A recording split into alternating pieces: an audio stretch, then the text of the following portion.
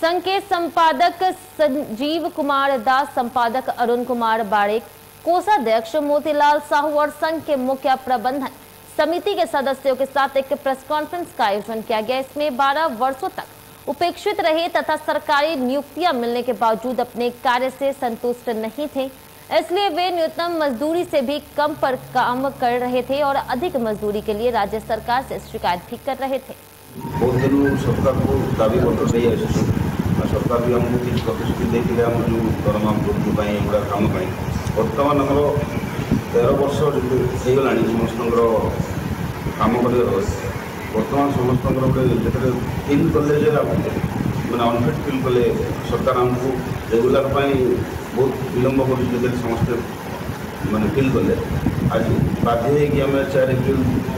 छुट्टी नहीं सामूहिक छुट्टी 14 एप्रिल जाए आ 10 दिन भितर आम सरकार को आपण जरिए निवेदन करूँ प्रशासन को भी निवेदन करूँ किसी स्थायित्व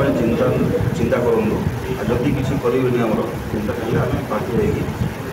बाध्य सरकार शुणुना कौन 15 एप्रिल स्ट्राइक कारण सरकार शुणुना आप कमटा को सरकार जरूरी मन करना ना कौन ना विगत सरकार को आम बहुत देचु कि किसी आम कले जो नुआ सरकार आम स्टार्टिंग जाकि मिसलु सरकार को चीफ मिनिस्टर को मिसलु खाद्यमंत्री को मिसलु खाद्यमंत्री निजे ग्राउंड जिलो को जाकि तर्जमा भी करते जानी आम जोगाण सर एक्चुअली कम कौन जोगाण सर ना असुविधा कौन हम पुणी से आमको प्रतिश्रुति देते ठीक अच्छे तुम बहुत भल कम कर जो 8,000 टका दरमा